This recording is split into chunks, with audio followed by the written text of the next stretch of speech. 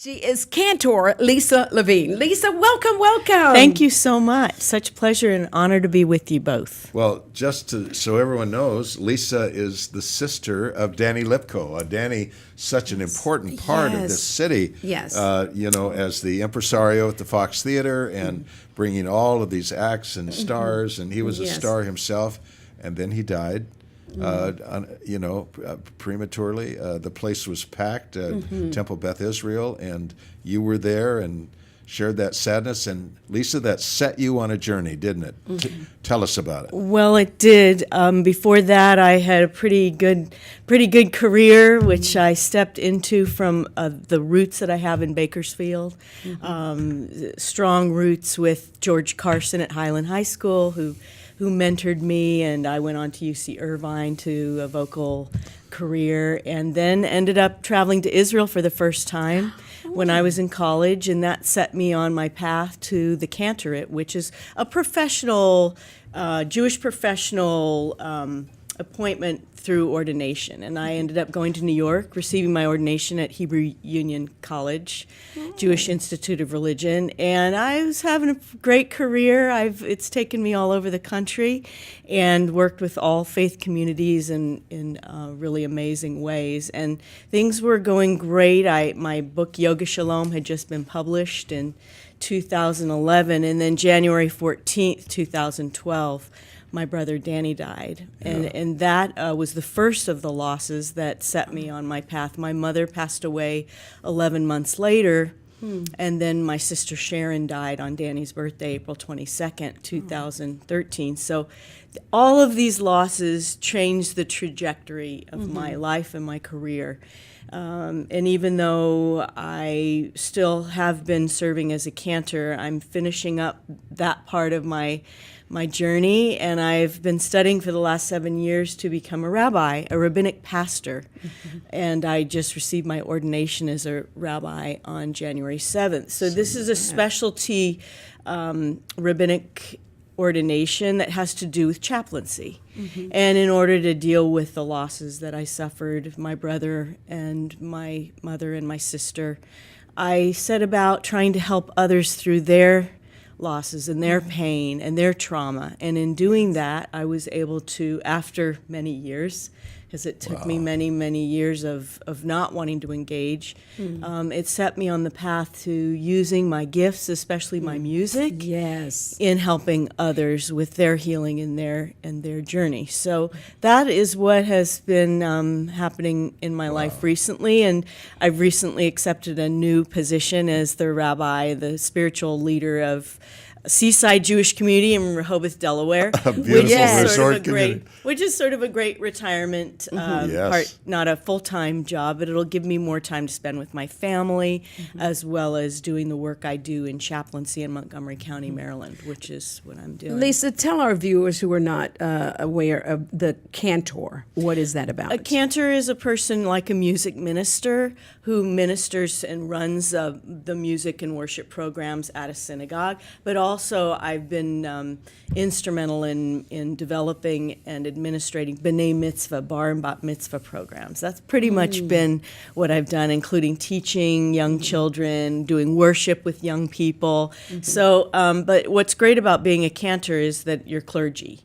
So for the past 30 years, I've pretty much been ministering to a flock of different congregations, and that gave me the basis of what I needed to do my rabbinic work and also my professional chaplaincy, which takes some training. And it was through that training and through my work at Georgetown MedStar University Hospital in Washington, D.C., that I first found my voice at the bedside. And what I mean by that is working with families who might be dealing with a loved one who can't speak or has brain cancer or life-threatening injuries or facing death, and helping them with music and through music to try to let go and also to send their loved one to the other side, to the spirit world. And there's so many stories I could tell you about that. And what's been a blessing for me is to be able to use my gifts to help others. Lisa, the Hebrew Scriptures, what we call the Old Testament, actually says the Lord draws near to the brokenhearted. And you have been brokenhearted by the losses that you've experienced, particularly your brother Danny. And did you feel the Lord draw near? And then what I'm hearing, the Apostle Paul says, we comfort others with the comfort with that- which we have yes. been comforted. Yes. Sounds like that's exactly what you're Yes. doing. So did you really feel the Lord draw near to you in those times? Well, I've always had a good relationship with God, and I think that my music and working with people who are in need of that inspiration at that time, the first thing that goes is a lot of time their faith. But what I learned from the Christian community that I worked with in these interfaith settings is that they do draw closer to God. And so I think that did bring me closer. But most of the time it's not about me and my chaplaincy, it's about what the family needs. So wherever it is that they are, that's where I am. And I think that's what draws me closer. And in the relationship between people, in knowing them and being there for them, that is where God, for me, Right. as Martin Buber Giving. would say, I and thou, that is where God exists, and that's what drew me closer in my faith. Give us one of the most dramatic stories that you can share about how your music and your ministry to the hurting has really changed their lives. Oh my goodness, there's so many stories. I'm going to sing a song at the end of this segment called May the Angels, and I wrote a collection of songs Yes. to go with the chaplaincy that I'm doing. It's called Bridge to Peace. And I've written a lot of the songs on this collection from the experiences and really the inspiration that I drew from people who were going through the worst times of their Right. lives, and yet they gave me strength. They gave me hope. Right. They showed me that it's possible to get through that pain. Let's hear that song. Yes, let's hear it. We do have your CD on the screen right now, Lisa, but please pick up your guitar and let's end your segment, unfortunately. But you're more than welcome to come back anytime you're in town. You know that. Thank you so much. Such an honor to be here. But this is called May the Angels, and it was written for a dear friend of mine who died very, very suddenly from bladder cancer. He was taken from us just in a few months, and this is a song for him. It goes like this. May the angels and heavenly hosts guide your spirit, guide you home. May the light of eternal peace be your lamppost to eternity. All the words that are in our mouths go unspoken when our time has come, but your spirit will carry on in the memories we hold strong.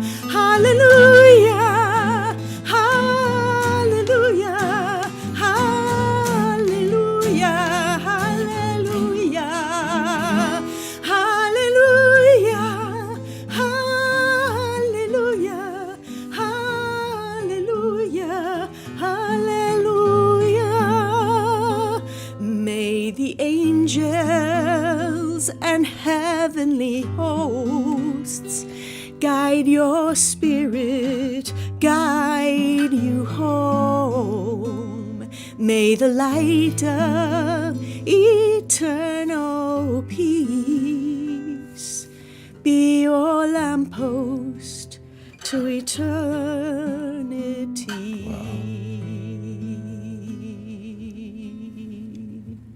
Tina, like David, a sweet singer of Israel. Dawn, Yes. I love Lisa Levine. And by the way, I have some of your music on my phone. Thank you, All Tina. right. Thank you, Don. Wow. Okay. Lisa's going to move over to our news desk in just a moment, and she'll be taking us in and out of commercials during our next segment. So Great. please stay with us. Thank you. Harnessing the power of the sun when we come back.